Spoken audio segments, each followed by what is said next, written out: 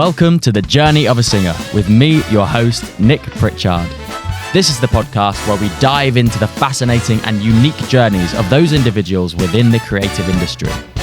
In today's podcast, I got to talk with Britain's Got Talent winner and Collabro star, Richard Hadfield. From Brighton busker to winner of Britain's Got Talent to England Rugby National Anthem singer, Richard has enjoyed a whirlwind career, sharing the stage with some of his idols like Shirley Bassey, Tom Jones and Alfie Boe. In the podcast, Richard dives into his time with Collabro and tells us the real reason why he left the #1 album-selling vocal harmony group. Richard tells us of his personal ambitions to release a new theatre-fused jazz album and also his struggles with a vocal hemorrhage in 2022.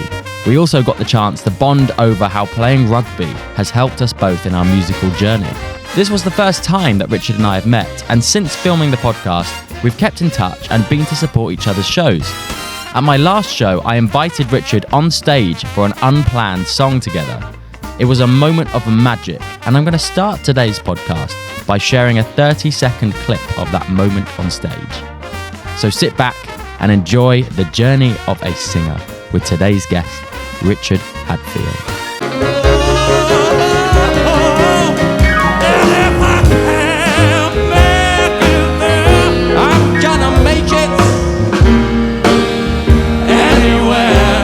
It's up to you, New York, New York,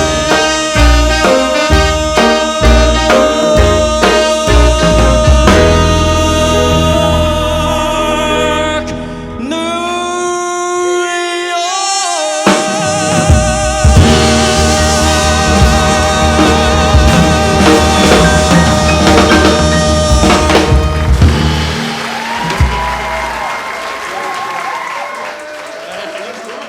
We should do that more often.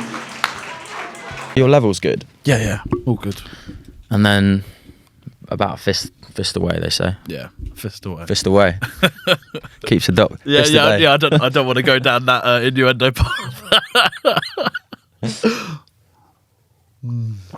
Mate, it's so good to have you on though, because genuinely, I've actually been a fan of yours for a long time. Right. Genuinely. Really? And yeah, because I was a fan of Collabro to start off with, and then obviously I saw you doing the rugby and all that kind of thing, and I just felt like on paper we had a lot in common in terms of interests and that kind of thing. So I was always a big fan, and also that's quite rare because I don't know why I'm not much of a fan of like celebrity idol type thing. Right.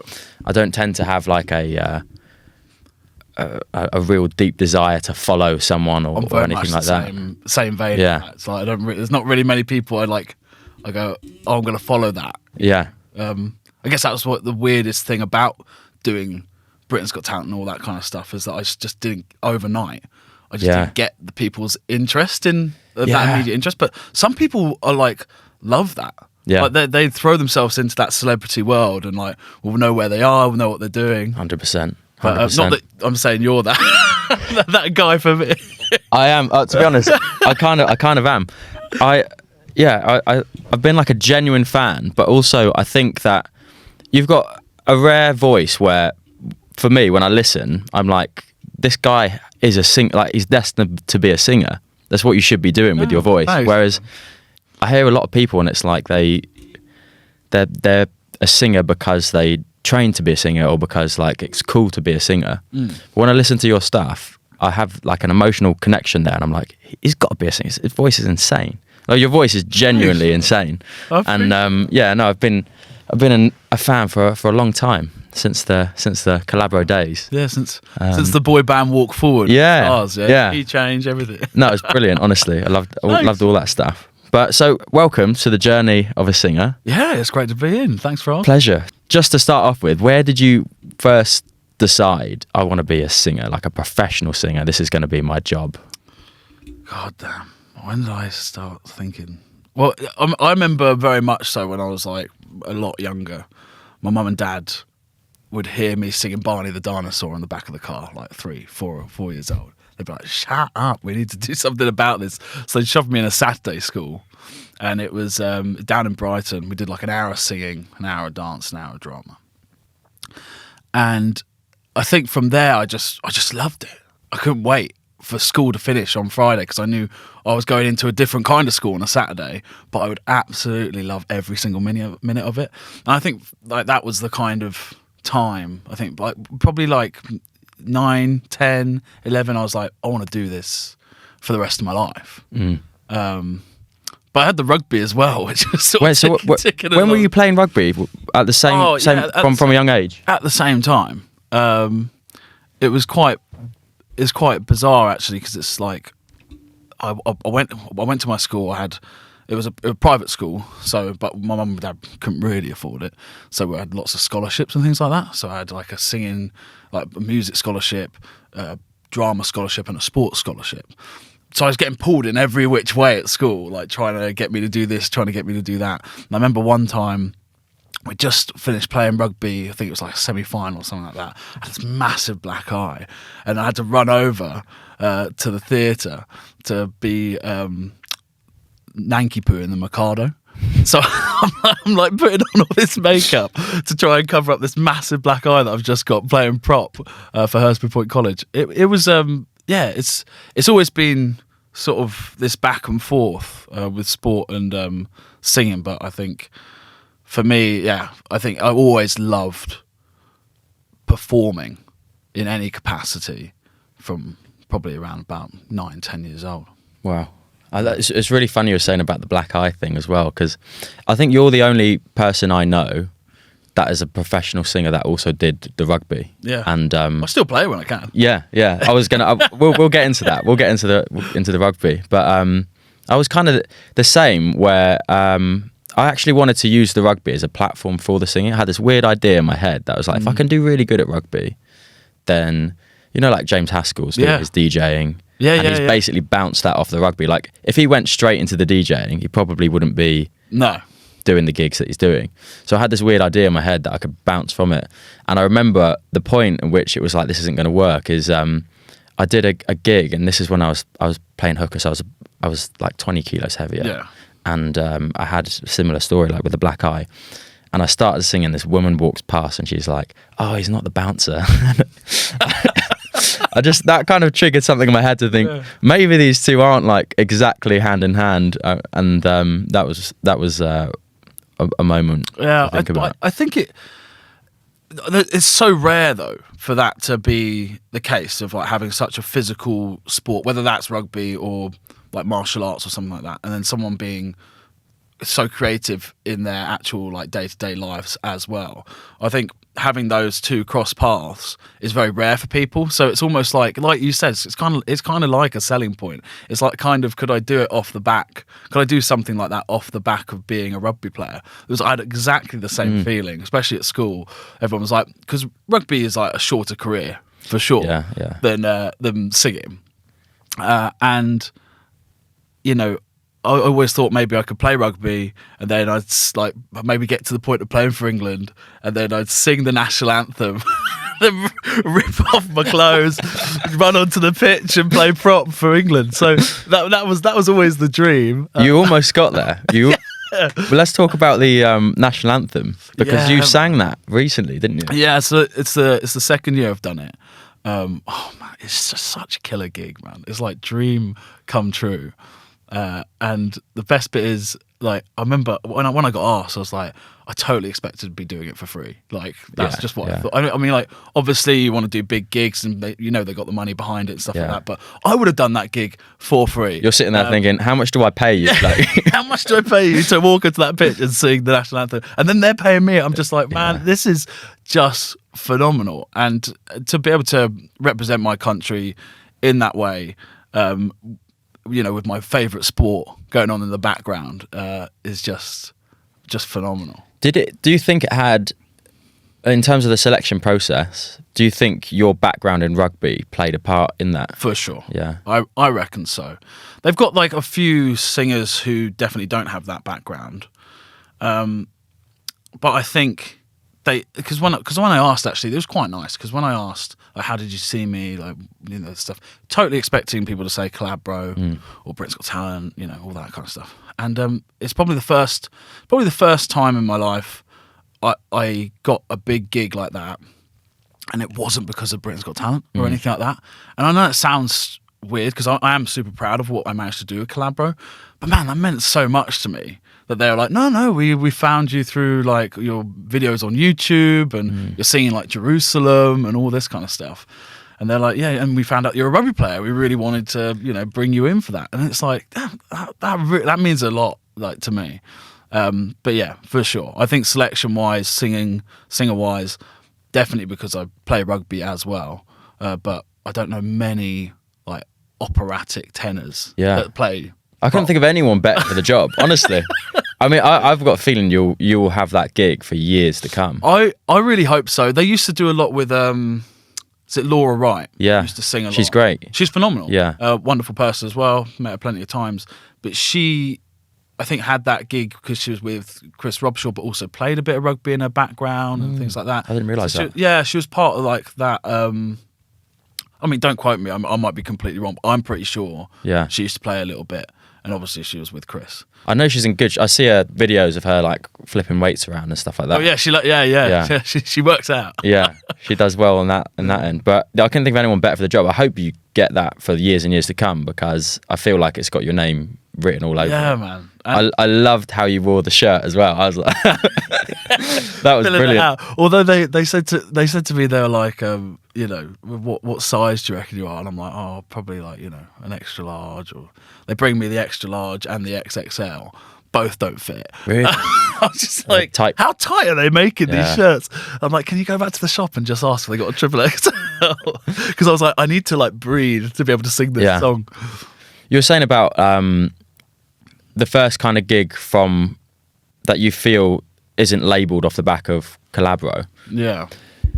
Obviously, it's an amazing thing that you did with those guys, and it should be like a badge that you wear proudly because it's an incredible part of your life. But is that a label that you want to dissociate from a bit more now that you're doing your own thing? Not particularly. I'm not like super aggressively like I don't want, because there's a lot of people who go on from those shows, X Factor, Britain's Got Talent. I don't want to have it in my bio. I don't want it to be mentioned when they're introducing me on stage. I'm totally like, look, use it because it works. Puts bums on seats. People like obviously know me best for being on Britain's Got Talent and part of Collabro. I get that. I've got nothing against that, but I think there is a slight element to it, especially when I left. A lot of people assumed I left because I thought I was better than the band or wanted to go solo or this, that and the other. So I used to get a lot of comments just being like, you'll never be as good as Collabro. Wow, I can't believe you left. You're terrible. This, that and the other. On a daily basis, I get these kind of like put you down comments.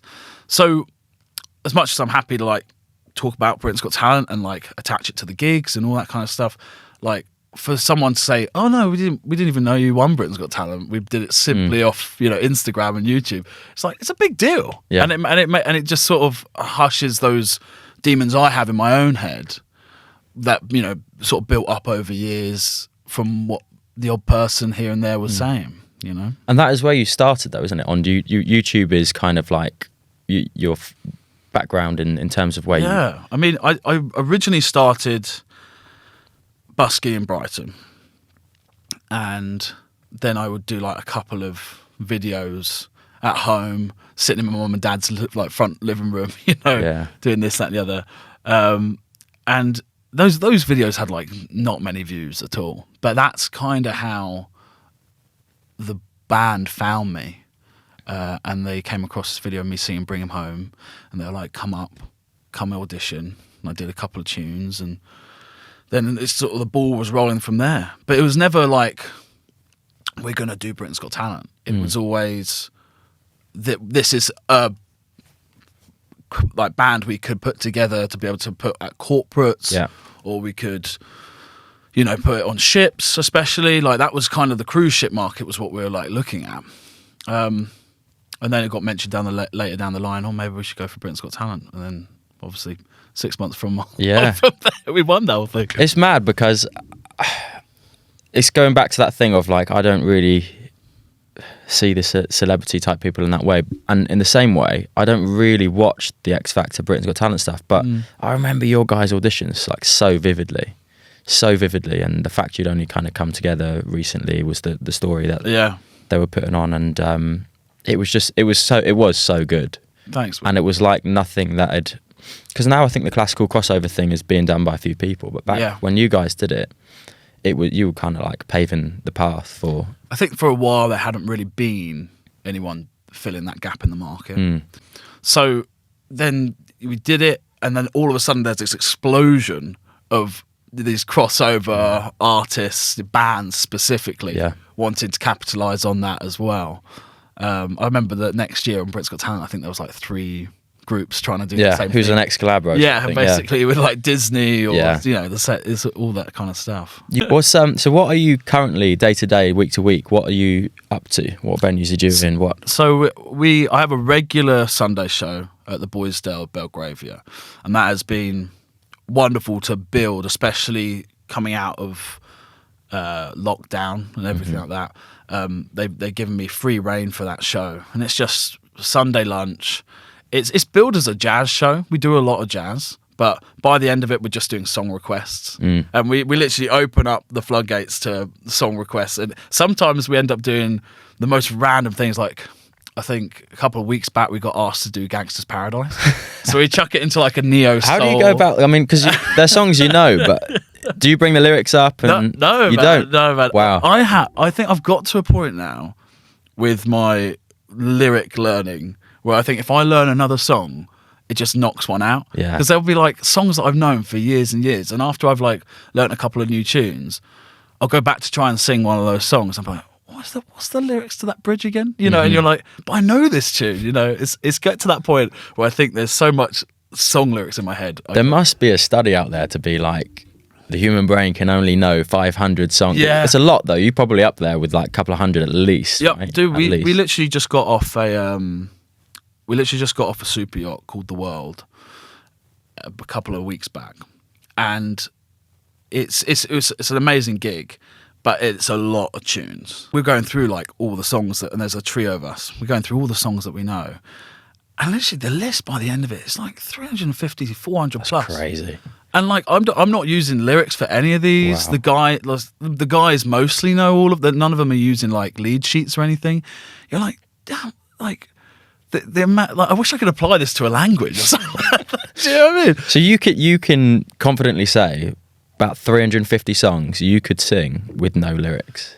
I think, yeah, for sure. 350 for sure. That's so impressive. Pushing like maybe 450. Wow. If I like blagged a few bridges. Yeah. You know, like. Yeah, maybe 500 is that special cap where maybe the brain's like one in, one out. Maybe I'm getting to it. Yeah. That's amazing. Yeah. In terms of ambitions and where you want to go with this, you've been in like the spotlight. You've been on the biggest stages in the world. You're singing at the national anthem at the biggest rugby matches in the world. Like, you're on the circuit. What else is there that you want to do? I think it's a weird one, especially after having this vocal hemorrhage situation, because I feel like I'm still not back to full health, and that's almost holding me back with my ideas. I have ideas, but I'm like, oh, can I execute them as well as I used to be able to? I'd also love to be able to carry on doing the rugby stuff.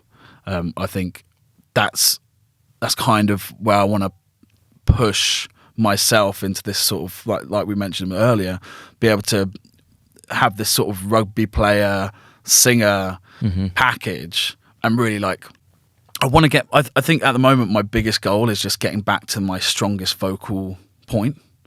And as many people be like, oh, but don't you want to, like, you know, get a #1 album, or do you want to do this or that? I'm like, no, it's the biggest thing for me, because I know how happy I'll be, like, in my mental space. If I get my voice back to full vocal health, that's going to make me the happiest I can possibly be. Yeah.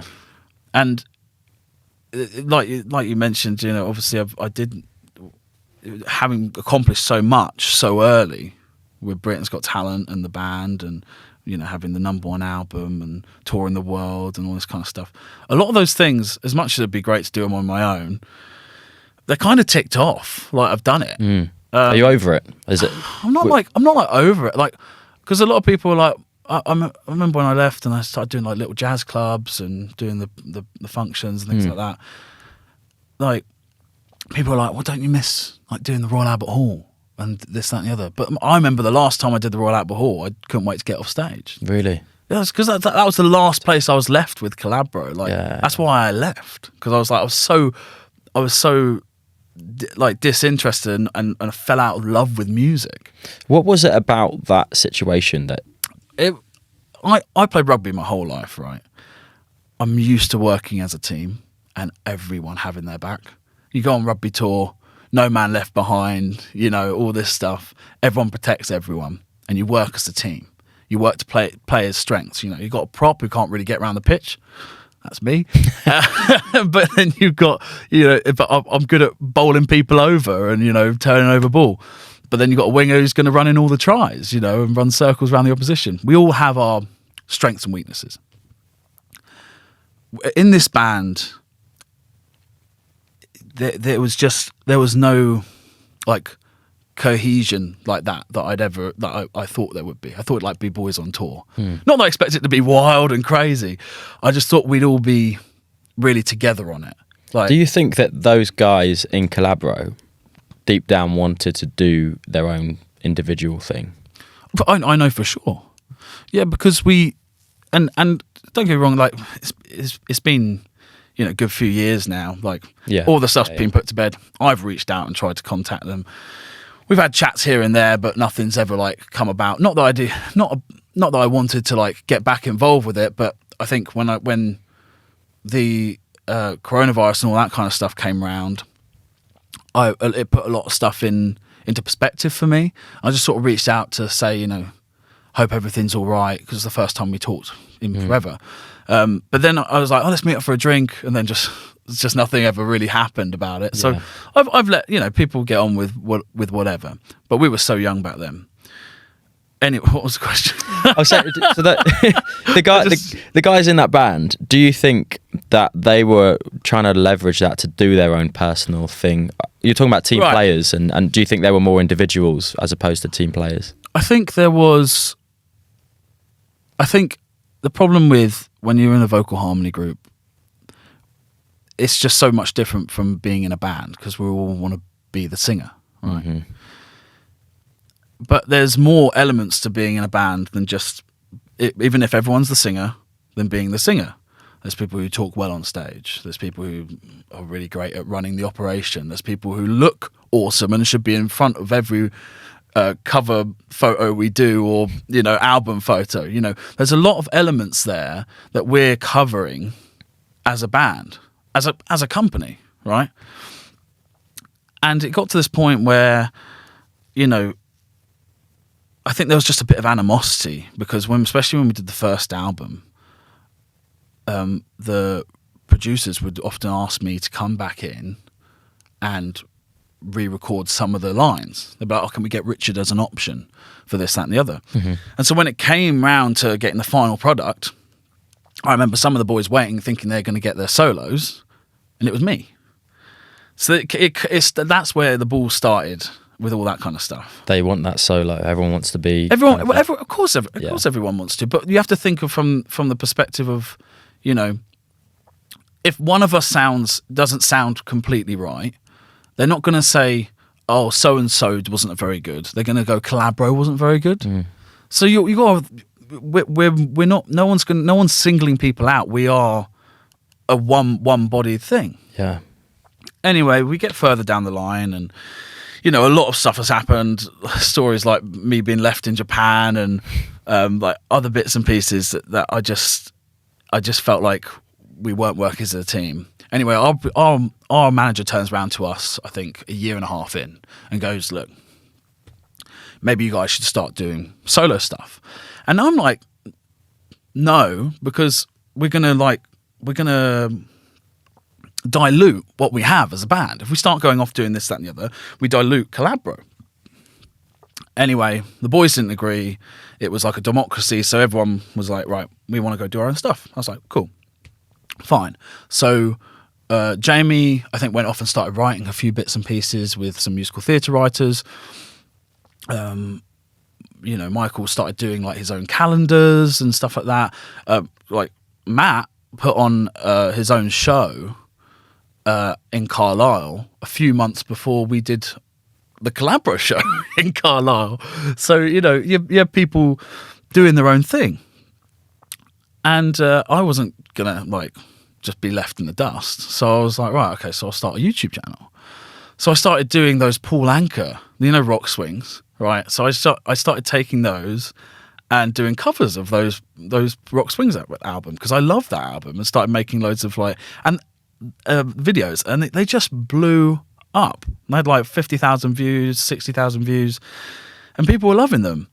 And then I remember there was one day where I'd gone off to, sadly, one of my friends at school passed away, and it was a big funeral. And I told the band I'm at the funeral, right? So I'm at the funeral, blah, blah, I'm at the wake. And I get this email come through. And I'm like, right, look down. And I've got this email saying, if you don't stop your YouTube channel, we're kicking you out of the band. And I'm like, wait, I swear we're all doing our own thing. And on top of this, I'm at a wake today for my friend. Like, this is just like the last straw for me. Like I know, regardless of whether or not you thought my YouTube channel was like being an issue, you've like messaged me on a day which like you knew that I was doing something fairly emotionally heavy, and you're throwing this at me at my mate's wake. I was just like, wow, man. Like, this band, no one's got each other's backs. Do you think that there's something there that was a bit intentional, as in there was a bit more to it? I don't know. I held on to that for a long time. I don't think they know that. And I think in hindsight, when I look back, of course they didn't do that. They can't have done that on purpose. I just don't think anyone would, And I'd like to believe that. I'd like to believe that they just, it skipped their mind. They sent this out. I mean, still, I think the whole thing, especially when everyone's doing their own thing, like I say, that was the straw that broke the camel's back. And I remember a few months before that, we'd sold out the Royal Albert Hall on our second UK tour. I'm standing there in front of 5,000 people. We're doing stars. Everyone's got their lights on their camera. They're waving it. And I was just like, man, I do not want to be here. And it had nothing to do with the crowd. It had nothing to do with the pressure of the situation or anything like that, which was fairly high. It was simply the four guys on stage that I was with. That's such a shame, isn't it? Yeah, man. It was, because we had such a wonderful thing. Yeah.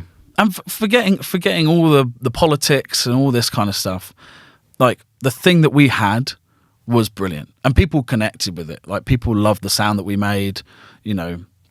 People loved that we were just these five lads from different parts of the country, and before that, we really were just getting gig by gig. Yeah. And now we've been shot to this superstardom. It was a real seems to be a thing, though. I mean, with all these, you think about all of the big boy bands and that sort of thing. It gets to a point where it kind of, maybe it gets too big, or maybe it just starts to break down in one form or another. But there's not too many really successful boy bands that have just glued together right to the end. And sometimes it's an inevitable part of your journey, and you got to think, okay, this is an opportunity now. It's a good opportunity for me to move on in whatever light. And I mean, you have done exactly that. And you're doing brilliantly in your own right. There's one little quote that I got from, I think it was from your website, and I feel like it's a relevant thing to bring up, because so many of these things are true to this day and age and true to this industry as well. And I feel like you hear these kind of stories a lot. And so I think it's from your website, but it says, I put on weight, lost confidence, singing wasn't fun anymore. The fans were awesome, the experiences were out of this world, but I couldn't handle the politics of the music industry. Being part of Collabro shattered my confidence and stopped me enjoying singing. And after the 10th anniversary of Britain's Got Talent, I decided time to leave the band to focus on my mental health and happiness. People ask me about losing the fame, success, but honestly, I couldn't have made a better decision. fame doesn't fulfill you, and it certainly isn't an appropriate measure of success, especially when it doesn't make you happy. After taking a few months off, I decided to get back into the music industry and return to my original love, jazz. I think there's just so much in there which is so profound to the music industry as a whole. And you've got all these kids coming up thinking, oh, if I just win Britain's Got Talent, if I just get, my life sorted and be happy forever, this is the dream. And you've been through it. You've kind of, in a lot of ways, you've lived a lot of people's dreams, a lot of people's dream life. And you've gotten to the point where it's like, actually, it's not all it's hyped up to be. Yeah, I think a lot of people, like you say, attach the idea that, once you've done that, you're made. What you got to be sad about? You've done it. You won Britain's Got Talent. You're touring the world. You're doing this. You're doing that. I mean, you heard recently? Ed Sheeran was in a real situation where he thought about killing himself last year. And people, that's some of the comments I see. They're like, why you feel like you're going to kill yourself? You're a millionaire. You're making loads of music. You're touring the world. You're doing what you love. Here's me and my day job. But people don't get.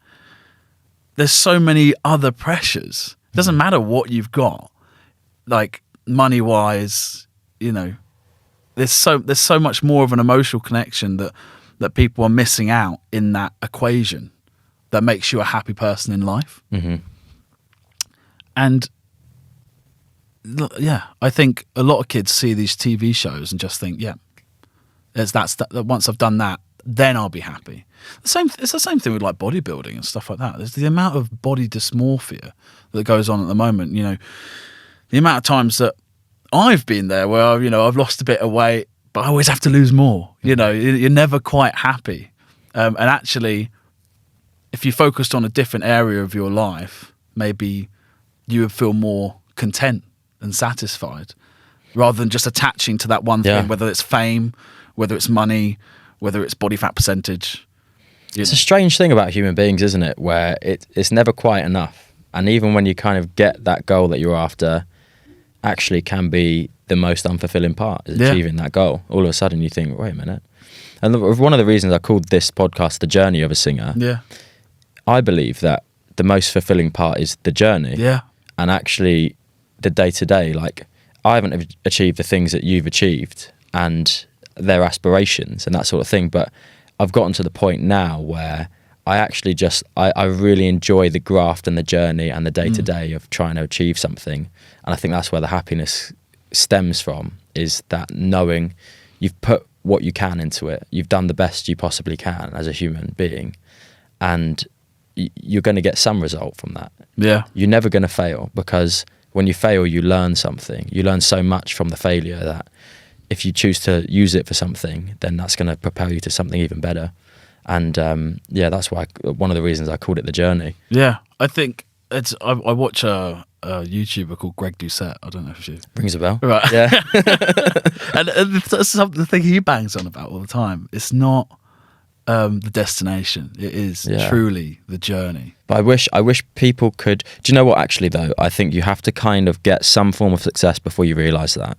I don't think until you've achieved some sort of success, you properly appreciate that it is the journey that was the fun bit. So I would implore anyone that's like listening or watching that's maybe a bit younger and getting into this at the start of their journey, just enjoy it, because also that will show in your performance as well. That will show in 100%. I think I used to, and this sounds terrible, but especially when I was younger and coming out of Collabro, I had this like really weird feeling about the music industry, and I get gigs and this, that, and the other, and I base my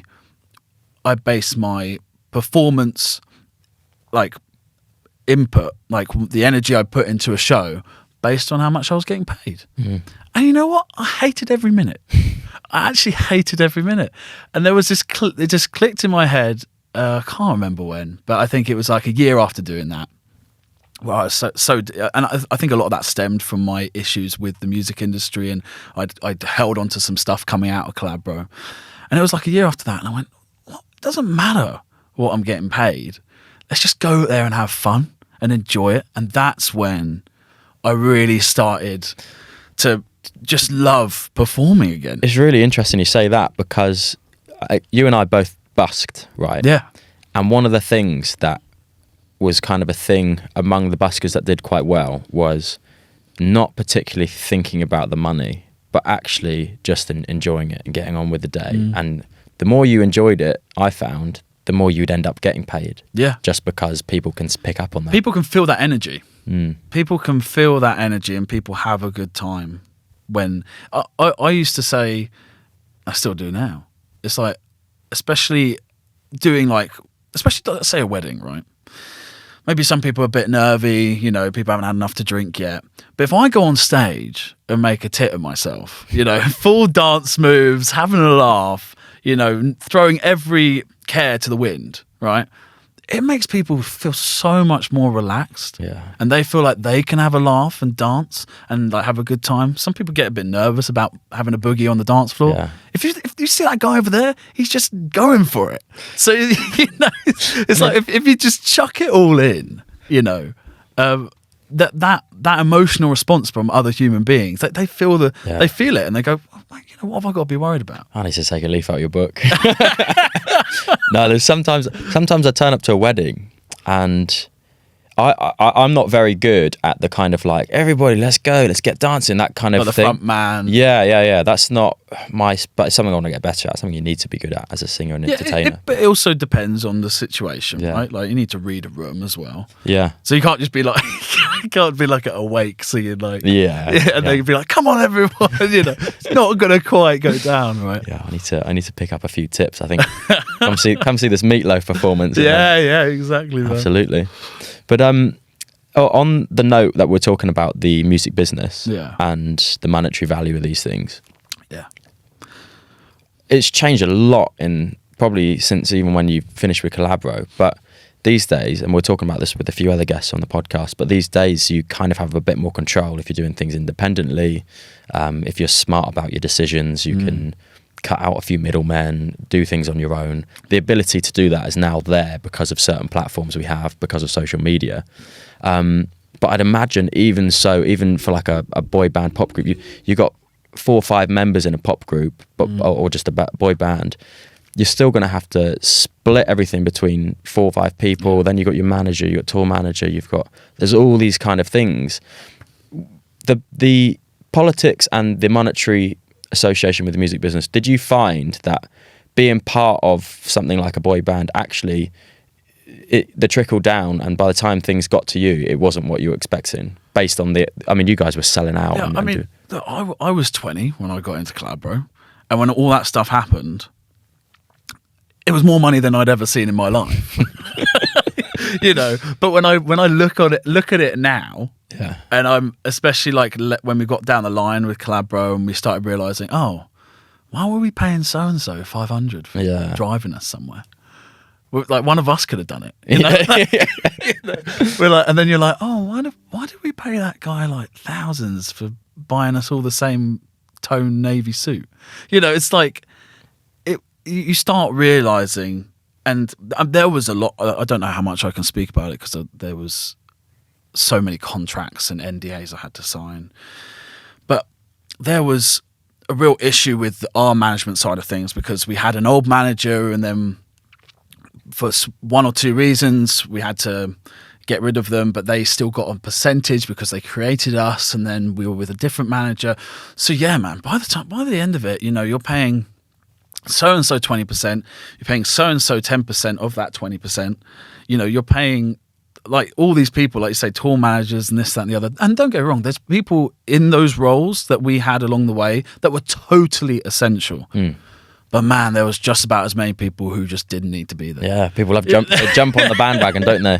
Yeah, and like we were speaking about earlier, when people think, not necessarily just I need this money or I need this fame, but people immediately assume when you win a program like that, you're a millionaire, or at least making 6 digits, right?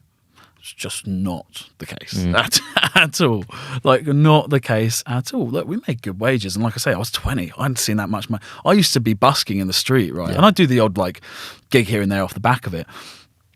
But man, I was saving up money from the pound coins for a Chinese at the end of the weekend with my girlfriend. You know, like that to go from that to then suddenly, you know, getting straight out the bat. I remember after we won Britain's Got Talent, because the prize there's a prize money, isn't the prize is 250. Yeah, 250,000, right? Yeah. So we had to give like so yeah, we all got. Obviously, we had to give some money away, but like, you know, you have 50k coming into your bank account the day after. Wow. I remember going to my bank account. I think I had like a tenner in there or something like that beforehand, because I was on the train up and down to go to the studio. And, you know, I remember one point I had to ask one of the crew, like, can I, you know, get some of this money back, because I can't afford to keep coming up and down. And sometimes they pay for some stuff, but other times they don't. Anyway, so yeah, just 50k in my bank. I was like, right, here we go. So I gave 10 grand to my mum. Oh, bless. To pay off mortgage and all that kind of stuff. That was a big thing that I really wanted to do. And then I took my brother to like get a whole new wardrobe. Took mum jewelry shopping, you know, and that's a thing. Annoyingly, that stayed with me. I'm not annoyed about it, but my girlfriend definitely is, because I'm very generous. Once I get some money in, I always spend it on other people. But you know, that was to an extreme. When 50k was sitting in. Did you get anything nice for yourself? I got my first ever laptop. Yeah. At age 20, my mum and dad, we were never super well off. My mum worked kind of in finance, but she'd worked her way up. Like, she never like went to university or anything. She came in like bottom rung and then started doing all this stuff through a company she worked for like 25, 30 years. My dad was a taxi driver. So, you know, to see this kind of money just flash in the pan, bang into your account, you're like, wow. And then obviously over the time we got paid well, and yeah, to be able to look after my parents after they'd looked after me for so long, it felt amazing, man. That must be a really felt nice amazing. Feeling. Yeah. I remember I'd just be like my dad, especially after he retired, I kind of be like, oh, Dad, is like 20 quid or something like that. Go to the pub or something like that. You know, he'd be like, oh, thanks, Richard. Because you can't trust, my dad cannot be trusted with a bank account. My mum looks after it all. So if if mum hasn't given my dad money, he's not got any. It's been spent. Yeah. Oh, that is a nice feeling. Is there anything you would say to anyone that's thinking of or going on a similar competition or reality type show such as Britain's Got Talent? I think they're incredible experiences. Obviously, with my hindsight now, when I look back after the things that I've done, I'm a little bit jaded just because of the experience I had by the end of it. But for someone going in who's never experienced those kind of things, well worth the journey, for sure. Even if you just go through the first round, you get a taste of, you get to see what everything's like behind the scenes. I remember, you shoot the VTs right before you do, like the little bits you see before we do our semi-final or final, whatever. The amount of hours that go into shooting those VTs. I mean, for example, this podcast, you might not hear all of it, you know, who knows? But the amount of hours that go into filming things. It's incredible, yeah. And I remember we did this one thing. We'd been filming all day. This is for literally like a minute clip. We've been filming all day. So anyway, we're on top of this bus and all this kind of stuff going around London. You know, classic like X Factor, Britain's Got Talent shot. We get off. They send us all to the hotels for the night that they booked us in, or some of the lads who lived in London went back to their homes. We get this phone call on the way back. They're like, hey guys, we just missed one shot that we think would be really great. We're all almost back at home, right? It's like an hour in whatever direction, as you can imagine, in London. So we're like, all right, bloody hell. So we all come back to central London to do this one shot of us walking across, just walking across the road with it. And they're waiting for like a big bus to come past, right? Just to have us like I don't know. That's what they wanted. They wanted a shot of us walking across the road, big bus behind us, sort of going past. Get the shot. Never makes it. Never makes it to the VT. You're like, wow. And I remember, I think one of the biggest moments that happened was when we'd actually done our first audition. And we come through, we're all like super excited. We just had 3,500 people up on their feet, including the 4 judges. We are just like, what the hell has gone on? We come out, all natural reactions, like, oh my God. We're like, I can't believe we've just done this. We're through to the semi-finals. It's going to be amazing, blah, blah, blah. We're kicking off, we're all hugging each other. Anyway, chills out. Producer comes over and goes, can we just go through the door and do that one more time? I'm like, what? I'm like, what? He's like, yeah, just do it one more time. And so we now have to fake this reaction of us coming through the door. And then we've done the faked one. You're like, yeah. He's like, right, if we can just do one more take. You're like, wow, okay, this is TV. That's when your acting comes in. Exactly. But then you suddenly realise this when you're watching something like Homes Under the Hammer, right? Yeah. And you see all these like different camera angles, but you know fully well after going through all this stuff, there's one camera guy. So you see the shot from them walking into the house, right? And then there's the shot when they're walking through the door into the house. You're like, they've done that in like 3-4 takes. Like he's quickly. They've gone, right, yeah, we've got you walking into the house, quickly change position for the cameraman. And he's like, right, go again, walk into the house, to get the second shot of them walking in. You're just like, wow, you suddenly realise. You also realise with things like reality TV that it's a lot of snipping, editing and taking this from this. And so back to the point about what would you say to someone coming up and doing a show like that? It's kind of like go for it, give it your thing, but don't be surprised if a narrative is created from something. Yeah, for sure. I think doing the whole experience is amazing, especially if you've never seen something like that before or have never done anything to do with TV before. But then don't be shocked when they start turning things on their heads.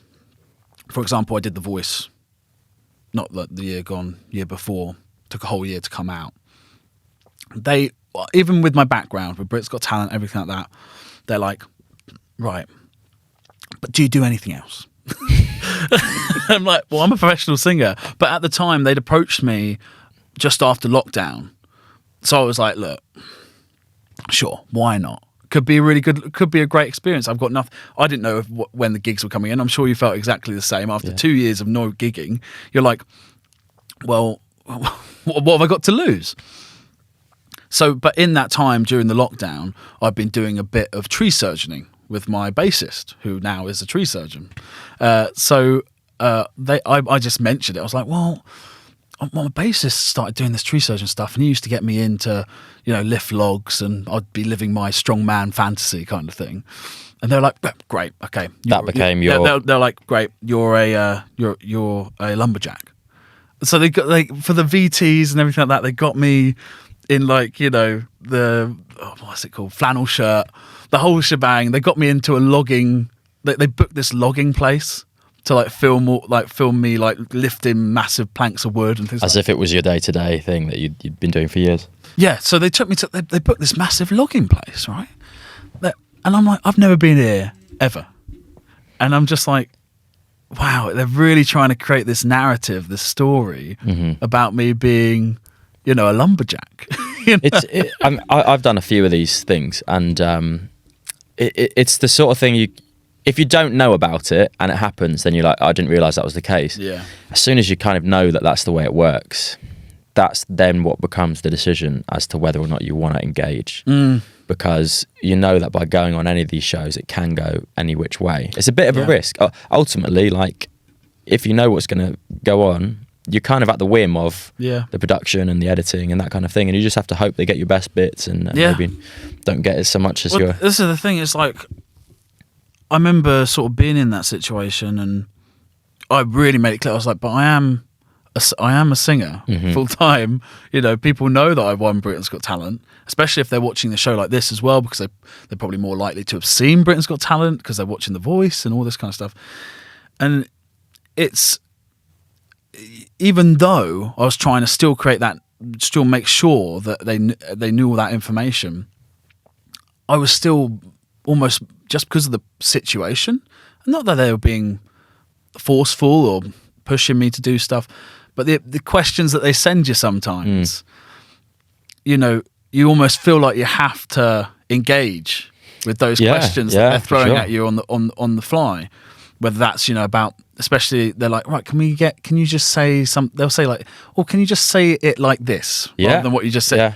And you do it because in the moment, you know, I definitely, going into the voice situation, I definitely had more understanding. But I can imagine, for just like, we'll get back to the point, if you're doing this for the first time and you're not aware of the tricks and of the trade of what the TV entails, just be wary and feel like you can say no, because they can't force you to do stuff, but they can try and manipulate you to say something. Yeah.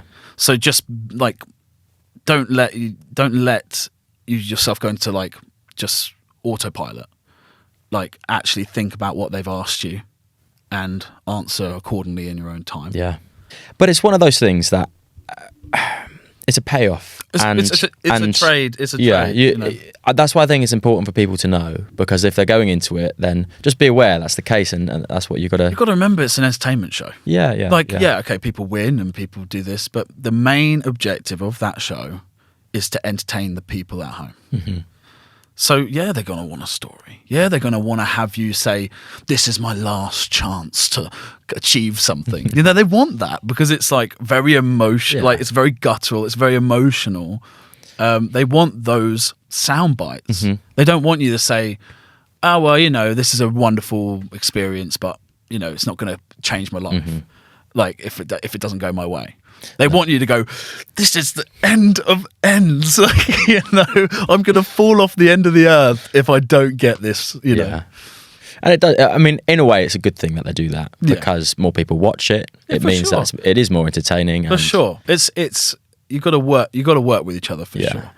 That's why these kind of conversations and podcasts and the way that we can do this independently, I think is so important for the modern day. Yeah, man. Because there's a lot of that in the mainstream type media where it is very attention grabby, and because there's so much to compete with over the last 10, 15, 20 years, it's had to become more and more attention grabby, to the point where it's like you see this thing pop up on your computer and it's like, this person has died, and you like Arnold Schwarzenegger dead, 82. You click on it and it's like, could have been the case if he'd had this and this. And you're like, what the actual hell? How are they managing to twist this so much now? Yeah, and they'll give you half of the actual article, and and then put your email. Click on page 2. And you have to give us your email, and then there's a lot of that. But there's also a lot more open, these type conversations where people are doing things independently, and I think there's a lot more information available now. But there's a lot more disinformation as well. Yeah. So it's like, how do you navigate? It's navigating the weeds, isn't it? And that, I think, comes down to primarily like just a core education of understanding and not being too influenced by anything. And not being too uninfluenced by it. Like, you got to take everything with a bit of pinch of salt nowadays. Yeah, you can't let yourself gain too much of a bias towards it, which way. And try and stay open-minded about everything. 100%. About everything. It seems to be the case. Like, as you get older, you start to narrow in on, oh, this is what my life experience has been, therefore this is what it's going to be like in the future. And you become a bit more narrow-minded. And I see this with like parents and stuff of like, you're kind of looking at them and you're like, they genuinely believe that, but it's coming from a restricted mindset. And trying to keep yourself open-minded. Even as we age, it's kind of been shown that your brain literally becomes a bit more solid and narrow, like rigid. And there's certain things you can do to keep that brain plasticity. Learning new things is a great thing to do. Singing is a great thing to do. It's lighting up different parts of your brain that don't normally get lit up. And that will keep you young physically, and it will keep you also mentally a bit young, more open-minded. It's crazy, like, in a bit of a tangent, but like the fact that in the US politically is like, you can either be A or B, that's it. And that kind of mentality is kind of, it gets more like that as you get older. But that's kind of what all that thrives on. Now we go down a political route, but that's what all that thrives off of. They don't want anyone sitting on the fence. They don't want a middle party, because it's the ability to cast a vote at the end of the day, 100%. Isn't it? Yeah. Yeah. Look at us. Yeah, look at us. Philosophers. We should be on politicians. We should be on like ITV, whatever, talking about politics, all our knowledge. Do you still play rugby? I actually don't. So I got to it was my life for a very long time. Like from the age of 13, I decided I'm going to be a professional rugby player. That's what I wanted to do. I've got a letter that I wrote to myself at the age of 9, I think, and it said something along the lines of, I promise myself I'll be a singer, actor or professional rugby player or in the SAS by the time I'm 18 or whatever, and I signed it, and I still got that letter. And I kind of have done a lot of those things. Like I did the academy, like age group stuff, and I did like the national stuff as well, the counties, the inter-counties, and then the England under-18s clubs and schools, that kind of thing. Amazing. So rugby for me was huge. Like it was my life, and I gave absolutely everything to it. And in the back of my head, there was always this thing, like we said earlier, that I could be channeling or leveraging my music career from that after my rugby, because rugby is a short career. It's like, well, what do you do after you're 35? Well, what do they have there? That pop to opera. That's right. Yeah, I think that guy went missing. Rugby. I think he died. I think he went missing. I could be completely butchering this. No, the Bath player. Yeah, you're talking about Bath player who was with Tom Evans. Yeah, and they're in that boy band group. Yeah, X Factor. That's right. And I think I don't know exactly what happened, but it was really tragic. It's all really are still up in the air. Yeah, I think they're still trying to find out what happened. So that was something I kind of did think would be possible through the rugby, because I was like, well, if I'm playing a national age group, maybe I can play Premiership. And then the point to me that kind of was like, that's not going to happen, is I got to kind of 2021. Yeah. And I was at Exeter, and I really wanted to play for the Chiefs. Right. And so I went to the university there, which is kind of like a feeder academy. Yeah. And so I was playing for the uni down there, and I was doing the age group stuff, the counties, under 20s trials and all that kind of stuff. And I was like, I moved. So let me backtrack. I played for Bedford Blues senior academy when I was 15, 16, 17. Right. And I arrogantly thought I was too good for the championship, which is hilarious. Like your brother plays for champ level. Yeah. So you know how hilarious that is. But I was young. I was like 16, 17. Yeah, for sure. Like you get warped with it, especially if you've done like the Prem academies as well, stuff, and all that. You think you're the shit. Oh yeah, so you're 17. You're at the age where you're cocky anyway, because that's what you are as a 17-year-old. But you're also like pumping weights. You're like, you're recovering. You're like, it's like you're living the life of an athlete. And I was a bit of a unit back then, right. And I was like, I can take this to another level. I was like, I don't want to get stuck in the championship. Yeah. So I thought, how can I get into Prem? Well, just finished my A-levels. I can get into Exeter. So I did Exeter, and I thought I could probably make my way into the Chiefs. Yeah. And I went down there, and I was like, oh man, this is like way harder than I thought it was. Like their standard down there is another level. The Chiefs setup and the number of guys that they can fill in with is crazy. Like all of them could be playing Prem. You're just a And I went to the uni thinking I'll walk into the first team like I've played at like a great level, and everyone there had done the same thing. Yeah, it was crazy. And so I thought, the point at which it's going to take me, if I even get there, to play for the Premiership, I'm probably going to be 27, 28. I'm not even that age now. Like, I'd still be grafting away at maybe Nat 2, Nat 1, just for the opportunity. And I wanted the Johnny Wilkinson, like, dream, like, wearing the England shirt. But all that stuff happens this is a rugby podcast now.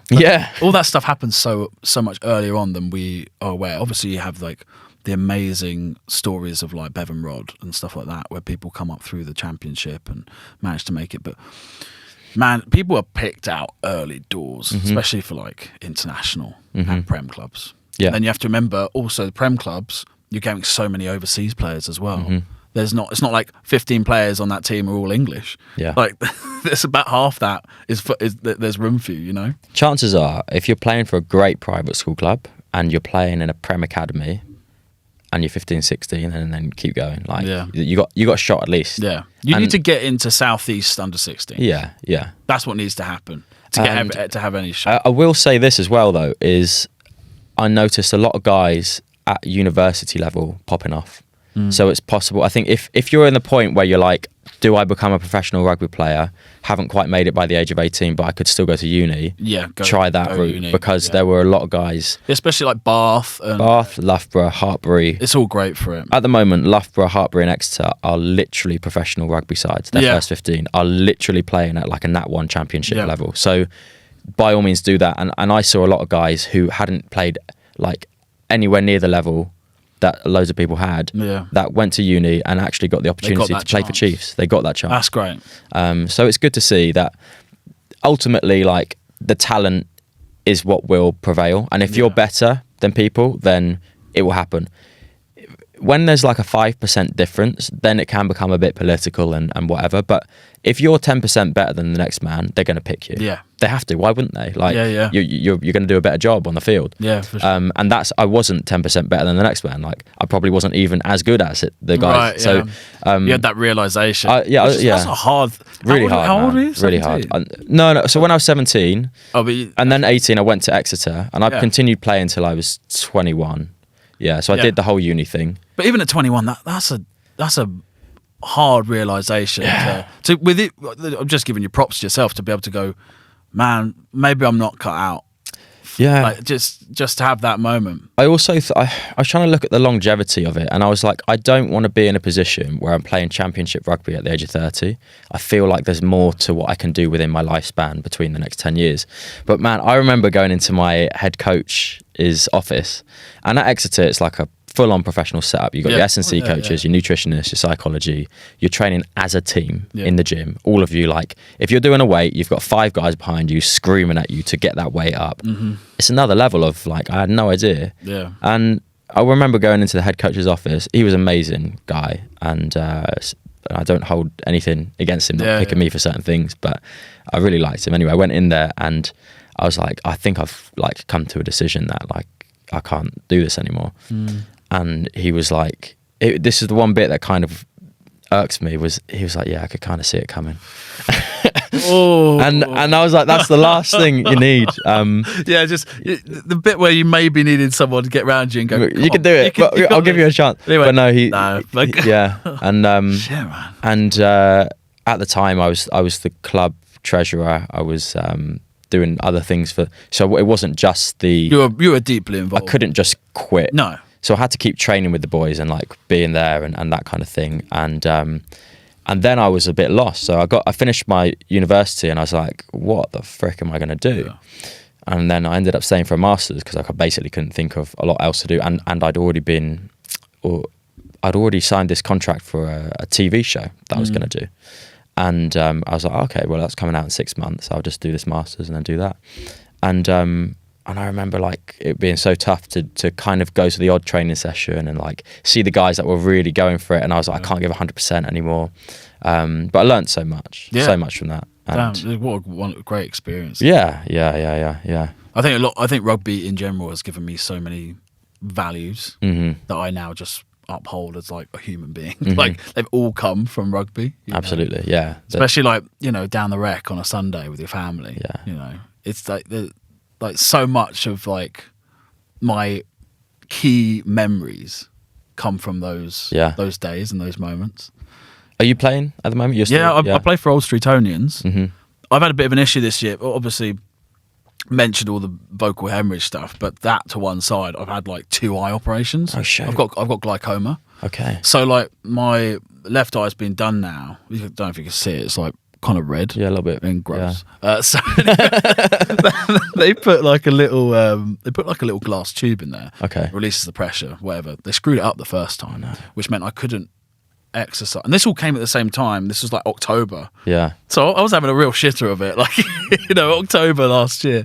And they said to me, you can't, because your pressure is now so low in your left eye, you can't work out, you can't play rugby. Because when you work out, your pressure comes down. Right. I believe.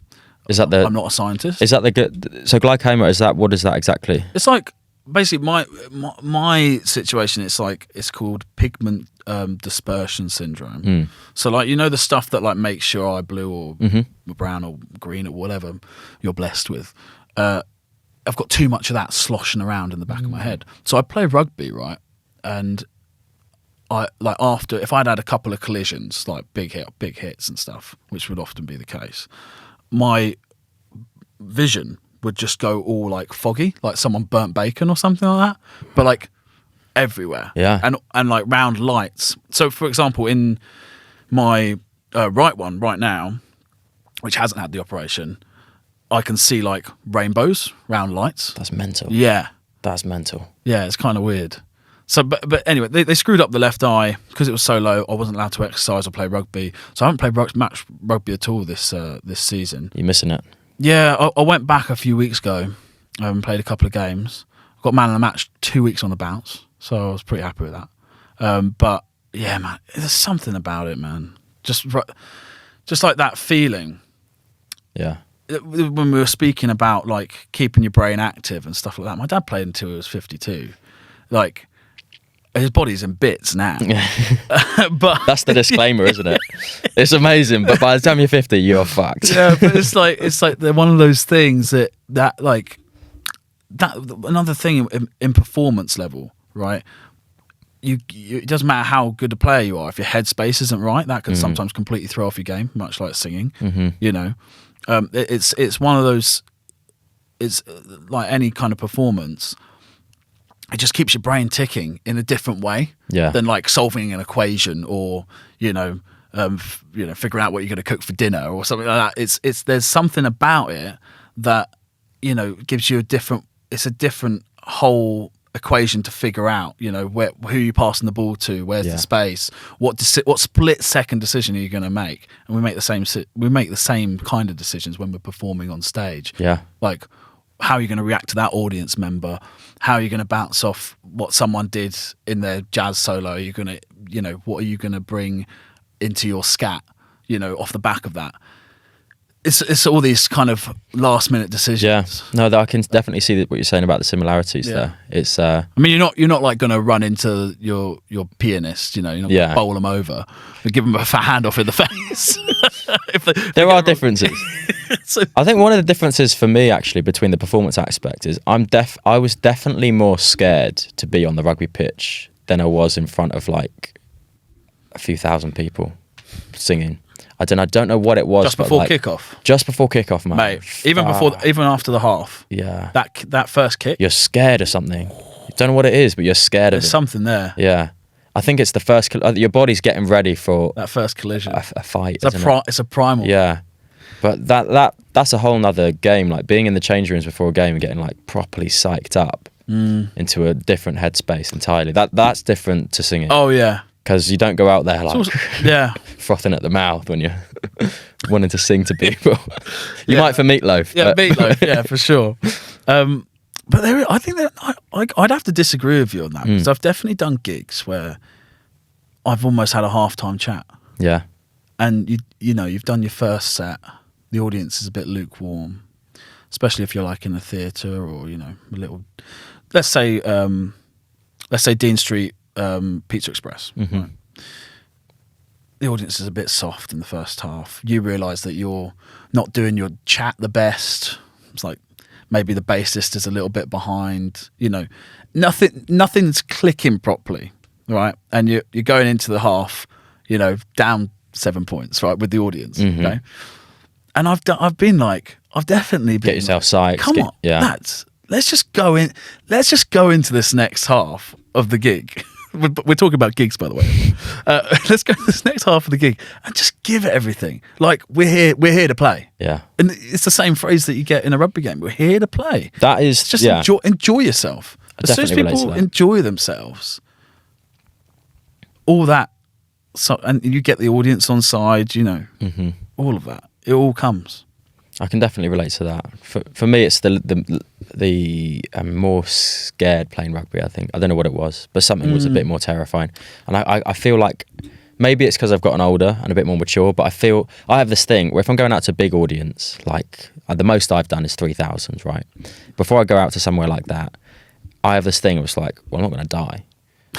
I literally say that to myself. I'm there. I'm like, well, I'm not going to die. But rugby, you can't say that. You can't walk onto the pitch. You're actually going to get nailed by someone. Yeah, one tackle on the wrong side of a hip. Yeah, maybe that's it. Yeah, that's a fair point, mate. I want to take that phrase though. I'm like, yeah, I'm not going to die though. Yeah, it really helps me. It really helps because they're on the bigger events.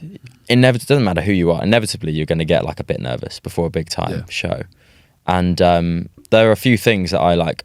I got to try and control that mindset, especially if you're not prepared enough. I remember doing shows where it's like they've given you a bunch of songs to do, and it's like you got to learn this within 2 days. Yeah, 10 songs, and if you're not prepared enough and you're going out on that stage, that's when you got to really like control the headspace. Those are some of the hardest points especially if you're like depping. Yeah, you're filling in, and it's like actual arrangements. Yeah, it's all well and good coming in and doing like a busker jazz type thing. Yeah, but if you've got arrangements that you need to nail, you're also working with other singers. You've got to hit some harms, and you're not ready. That's a make it or break it. Yeah, area I think for singers. At that point, what's the phrase? You've got to strong and wrong. Strong and wrong. Yeah. But that's the thing. Like, you need to put all that doubt to one side. You have to. You know that you have the ability to nail it, even when you don't necessarily have everything down because you haven't been given the time, or who knows? Maybe you just didn't commit enough time, and that's your fault. That's on you, right? But now there's nothing can be changed. Yeah. You got to go out there and just kill it. Mm-hmm. And if you can make up for it in other areas, whether that's energy, whether that's just like bigging people up, or just making the right last minute decisions, backing out of that one harm you're not quite sure of, but you know it's going to sound better even if you're not involved in it. Yeah. You know, it's like, you gotta make those choices. Yeah, absolutely. Yeah, mate, it's been a pleasure chatting to you. No, it's been great. It's been really good getting to know your journey and sort of where you come from, what you're doing, and where can they find you on social media? Oh, you can find me at Richard Hadders on Instagram and Twitter, and then just type in Richard Hadfield on Facebook and YouTube, and you'll get the various links and all that kind of stuff. I reckon that's a good place to end it. Yeah, man, it's been a pleasure. Thank you so much. Thanks for having me on.